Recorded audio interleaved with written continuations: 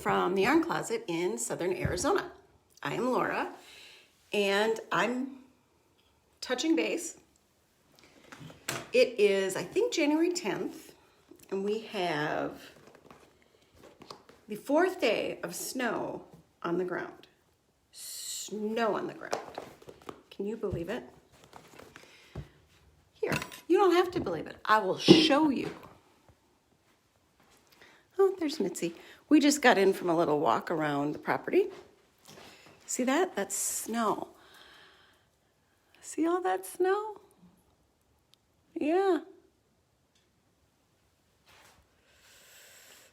This is a very old cowl that I made with a skein from Honeybee Knits. She no longer dyes, but see, I have all this stuff. I am going to start working away, getting all of my skeins wound up. That's my chair.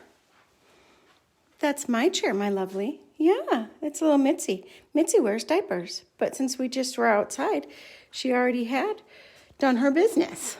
I have a little diaper right over there that I put her in, because I'm the only one she let her in and out. See? I was getting ready by reading with my gizmo. That is the yarn that I am using. I'm going to flip back. I am legally blind. A lot of people know that. A lot of people don't know that. And I am using Artistic Lily Pink Maiden in a DK. And just a skein of Cascade in a contrast. Yes, they are a little bit different in their thickness, but I can live with that.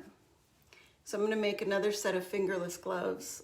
This one, you know, because my daughter wants them, but she won't use them. She has multiple sweaters, but she won't use them. She uses the mittens sometimes when we have like the snow and stuff. And that's fine. I'm still happily going to make them and keep them. And I will keep a bunch of them as she grows out. Someday maybe she'll have children and want the stuff that her mom made. If she waits until she's 43 to have her children, like I waited to have her, I will be 86, and I don't know that I will be able to knit anything at that point.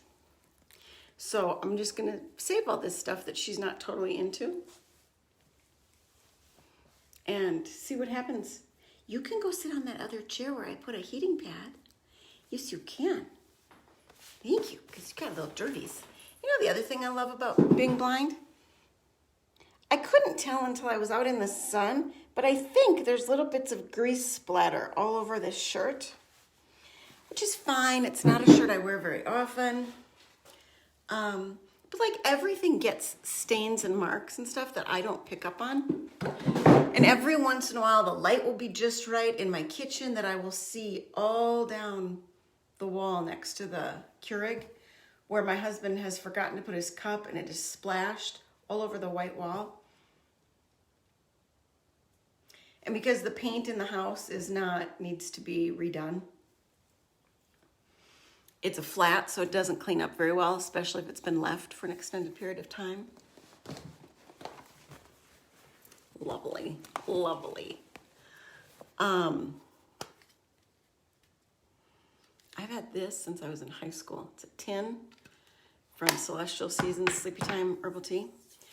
It is not my favorite nighttime tea. My favorite one is the Brown and Bigelow Sweet Dreams.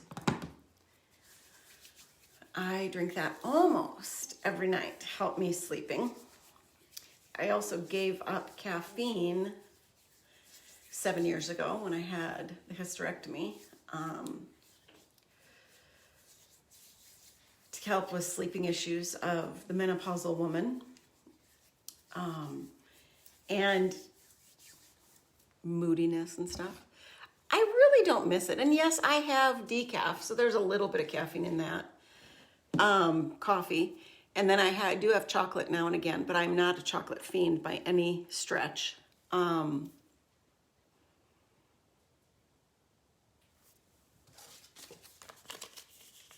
do love me some artistic lily. But I am going to say this much. I am going to try really hard, even though I gave away a bunch of my, this thing is old. Gave away a bunch of my yarn. I am still going to try to only use what I have this year.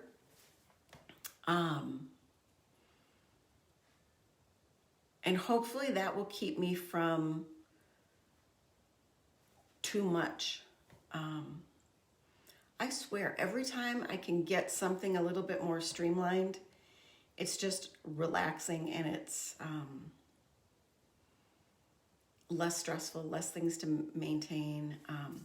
My daughter has a lot of little kid toys that she hasn't quite parted with, but I've noticed even this year at Christmas when she got all of the art stuff and the painting stuff and whatever, she wasn't really all that into it the way she has been in past years. This year it's been all about the Minecraft and being able to play it with her brother.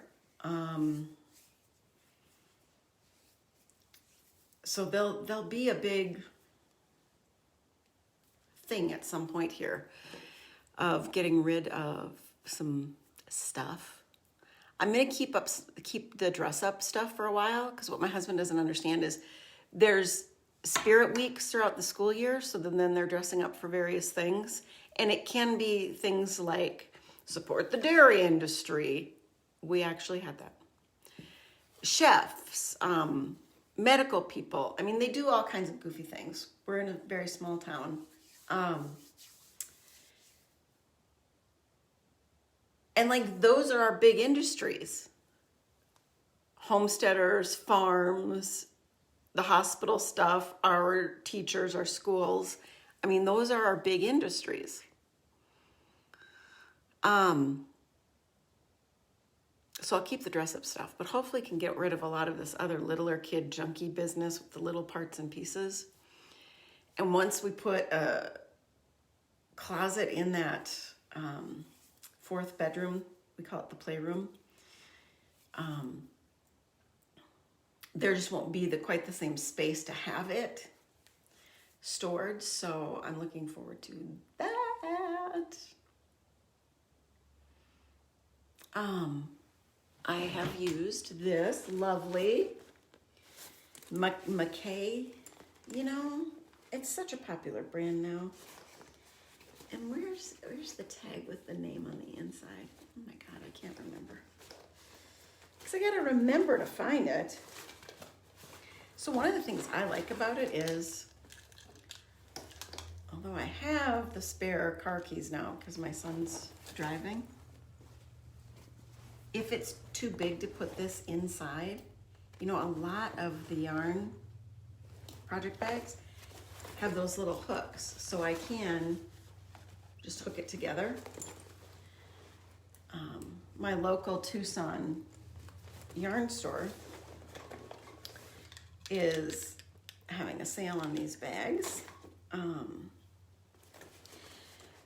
I can't carry a bag the way that I used to. So finding the right length for me, this works for over the shoulder this way, but it still causes some pressure there. So then I do over the shoulder this way, and it's a little bit less. Yeah, Maika, M-A-I-K-A, is that the way it is? I like this one. I like things that the only thing I don't like about it is the dark interior, because everything gets lost for me in my legal blindness. Legal blindness is what the majority of blind people in America are, and across the world. It means you would cry if you woke up with our eyesight one day, because you can't see the expression on your children's face.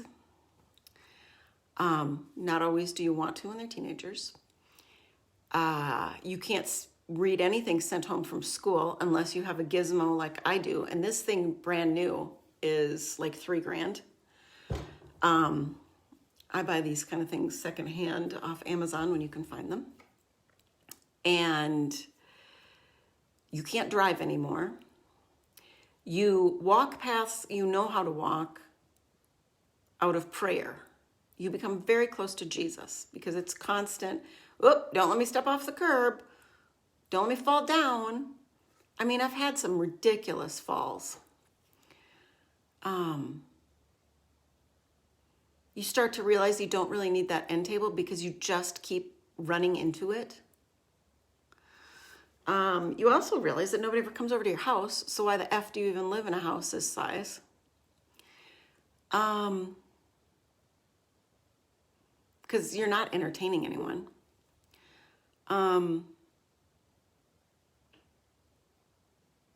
You would cry if you woke up like us. So instead of arguing the fact that I do actually see, I only keep my left eye open because my mother taped it open as a child to train me to keep it open. Otherwise, I'd be walking around like this.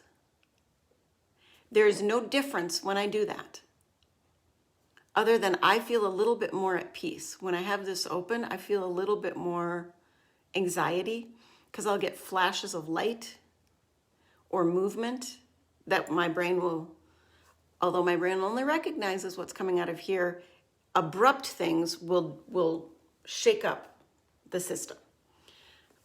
There's also the fun of Charles Bonnet syndrome where you hallucinate things visually because your brain just wants to fill something in because there's something over there. So that brown spot, I'm going to fill in that's a badger. Or because the lights are a bit too wonky, you'll start to get like flashes of neon light or rainbows or whatever. You would not complain about it. You would not complain about it. You would be like, oh yeah, you're blind. We can call you blind. Because if I don't walk with my cane, then there's a reason I don't wear shorts since the age of 35. There's too many bruises. I had one dermatologist doing the body scan going, I thought you blind people were better than this. You watch a little too much Daredevil.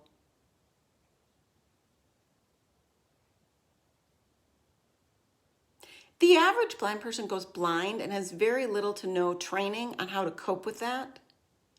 So no, the anxiety and panic that you experience for years after an abrupt change, no, you can't go Daredevil and figure it out. I mean, I can go Daredevil now, 20 years later. But it's not like Daredevil. It's just that the other day I got panicked and realized it was because the snow was eating up all the sounds, so I couldn't tell where the dog was. Because I'm not looking where the dog is, I'm listening where the dog is. And I'm doing it so naturally now, after 20 years of this crap, that it's just my primary sense is hearing. My secondary sense is probably smell. Your primary sense is sight. Your secondary sense is usually touch. That's my little tirade. So I used up all the rest of my yarn in these two colors because I'm using what I've got, and I made it very tight. This is a great I-cord, applied I-cord bind off edging. I might start doing this on all kinds of things. All kinds of things. And I'm pretty sure I've shown you that before, but I'm a little excited. I haven't had Mojo in ages.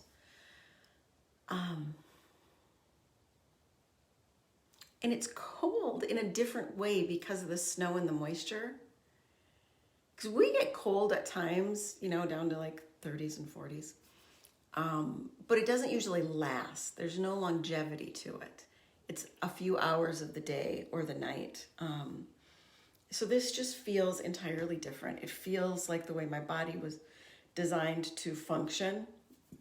And I like that. It has mucked up the plans of putting in the hardwood floor in my daughter's room. But hopefully she has a long weekend this upcoming weekend, so I'm thinking maybe we'll do it over the weekend and involve her a little bit. There's pros and cons to that, because my husband will get aggravated with too much of her involvement. And my son is on the spectrum, so the faster you can get projects like this done, even though he can stay in other spaces, the noises of it will still affect him. And so there's always this big balancing act of how do we do stuff.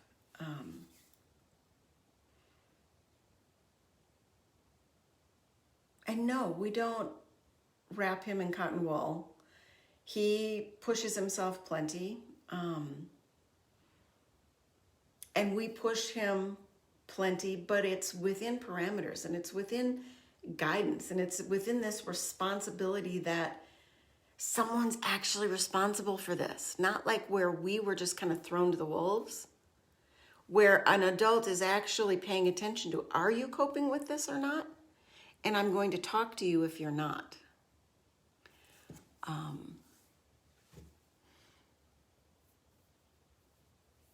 had the loveliest experience setting up a haircut for him today. He's been going to an old neighbor of mine. She owns a shop in town. She's really good.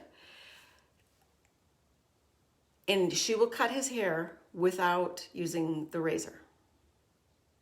I recently did a bit of razoring at home with him. And he was like, oh, it got done so much faster. That was great. But it's still this balancing act between it was more uncomfortable physically. And we're trying to get him into this having a cut with actual shape and using some product because his hair is very curly now and very dry. So he looks a little bit more his age.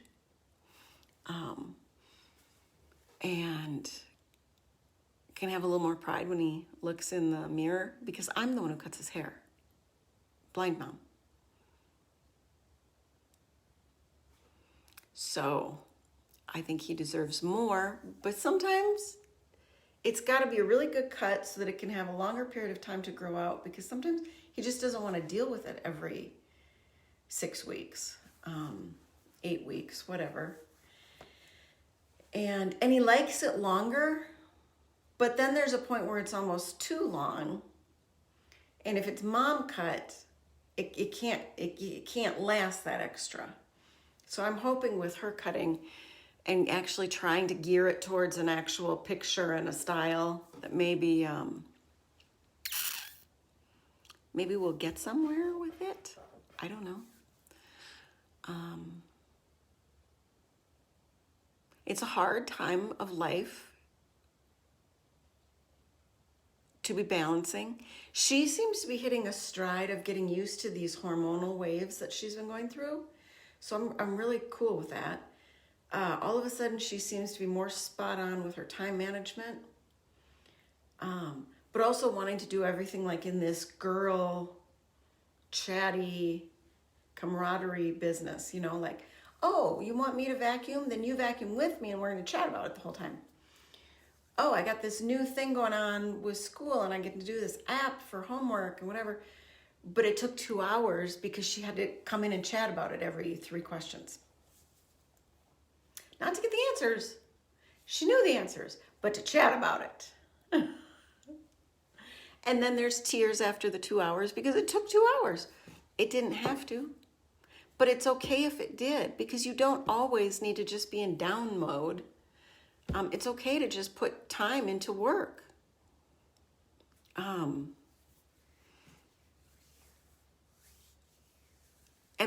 be happy about it. There's a frustrating thing in today's society because I too do not believe that my kids need to be going off for 6 to 8 years and getting college degrees with very little work experience that applies to the college degrees to be $200,000 in debt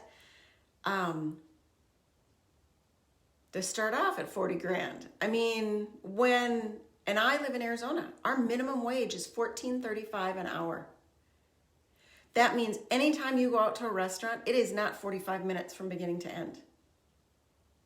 It's an hour and a half at least because they are always understaffed. They can't afford to have enough bodies to do the work. And people making $14.35 an hour want to be able to live on $14.35 an hour. But when the studio apartment is over $1,000 a month, and you still have to pay your gas and electric and your internet and your cell phone and your car insurance and your car payment and your food, good luck working on that $14.35 an hour. And guess what? You're not getting full-time hours anyway, because it's $14.35 an hour. So you'll get $14.35 an hour, but you'll get it 28 hours a week. So that means then you have to have a second job at 28 hours a week. So the two combined and juggled. So now you're actually working more than full-time.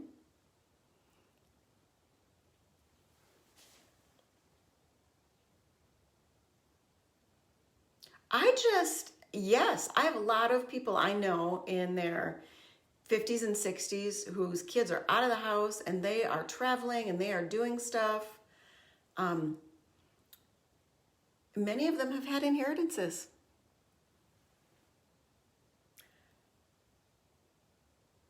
I still have kids in school. And I'm really valuing the idea of having money to help them in their life. And maybe they won't end up with much of an inheritance from me. But if they can get through my old age and not have to pay a bill at the end, and if they can actually get through it and like get it done, it took 2 years for my parents to deal with my grandpa, who died in Florida because of their death tax, all these other laws. There's still things unresolved with my mother-in-law's death. I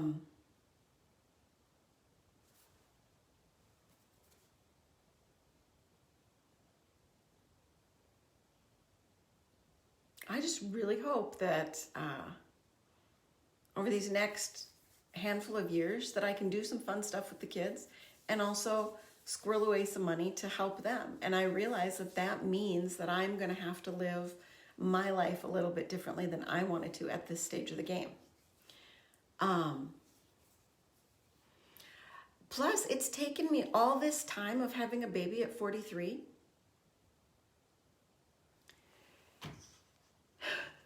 to kind of get to a point where, and there's been a lot of other life stuff happening to distract in that. I mean, we did have a pandemic and all, wherever you fell on the spectrum of that deal, to really realize, oh yeah. I'm a good solid 10 to 15 more years kind of in it and getting everybody launched. And colleged or whatever. And I have no problem with 2-year degrees, and I have no problem with technical type degrees. I just think there's a lot of championed, under cheerleaded things. I'm a big proponent of Mike Rowe. I think that it's totally okay to go get a 2-year degree in X-ray tech and go out and make a nice little bundle without the huge bill. I think there's a lot of options. It's really interesting to be at a stage where we're driving around and we're talking to our son about, planting these seeds and these ideas about life. Because boy, does it make me think a lot about my own and how I'm dealing with all this stuff with my parents. But 3 years ago is like gone by like that. It's been a blip. So the next 10 is going to go by pretty quick. The next 20 pretty quick. And like, what am I going to do? Because one of the things we tell our 28-year-old, soon to be 29 all the time, is if you have a debt that needs to get paid off, how's the fastest way you're going to pay it off? Because you're still going to end up somewhere 3 years from now. But you can end up there with this debt paid off, or this money saved for a down payment, or a new car purchase, or whatever. you're still going to end up there. And yes, if you focus negatively on the day-to-day, but also if you focus positively on the day-to-day and say, yeah, I'm not eating out today, I'd really like to, but that's $20 a person I can put towards something else that will get me. You know, this delayed gratification is like a skill we are so out of practice at. And I think we just need to work really hard at getting back into practice. And so that is my focus for 2024, is to get back into practice of delayed gratification. Like, all of a sudden, my hair is like, oh, it is kind of getting long again.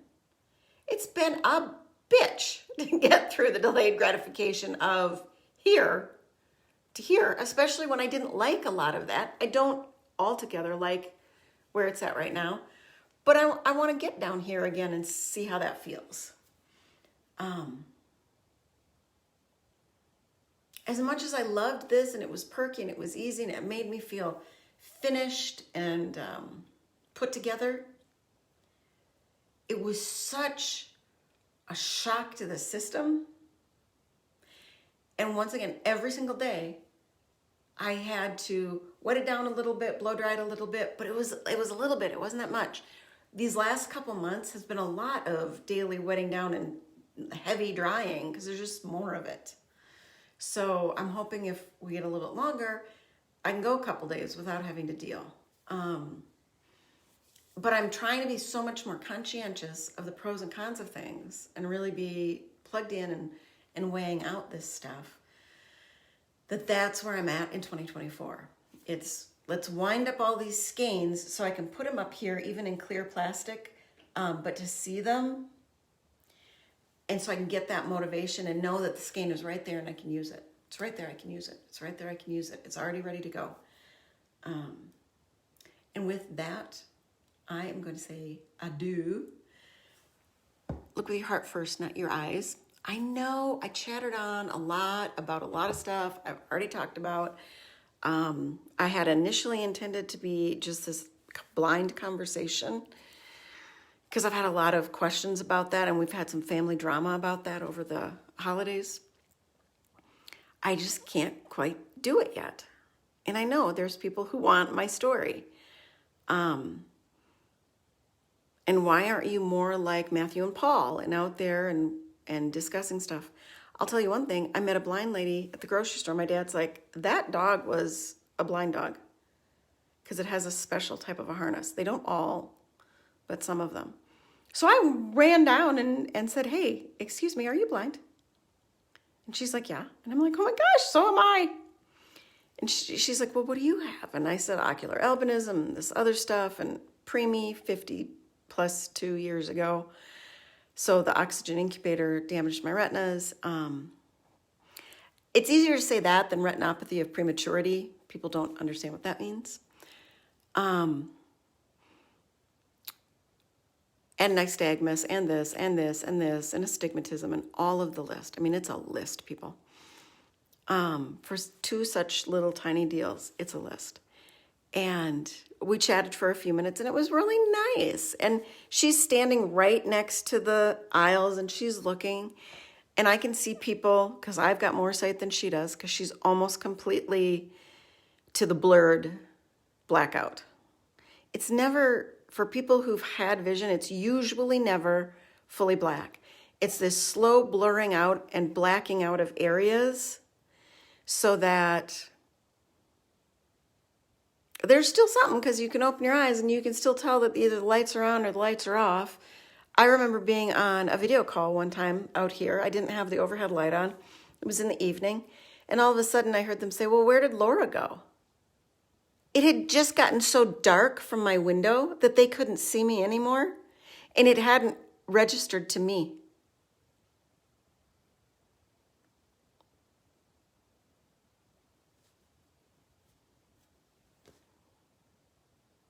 So one day I will have the chat and we will talk through the progression of the story of my eyesight and what makes me not blind when I was younger and blind now, and emotionally what that's like, being raised to ignore something that becomes such a huge part of you in a later part of your life. And yet still today, I know better than to make a point of it in public, to make too much of an issue of it in relationships. Are my teeth, no, my teeth are so gross. And chipped a tooth, called the dentist, 5-month wait. Oh well, small town.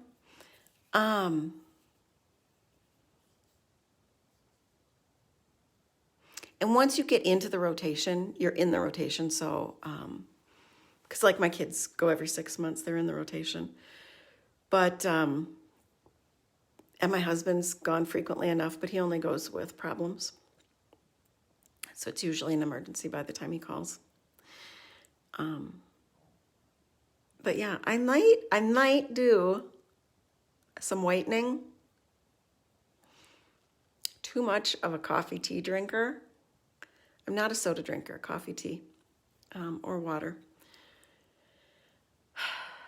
I might break down and do some whitening or straightening. Do I need straightening? Sometimes it feels a little more on the bottom. I don't know. It's also age. I mean, if I was in Britain, I'd have great teeth. Absolutely fabulous.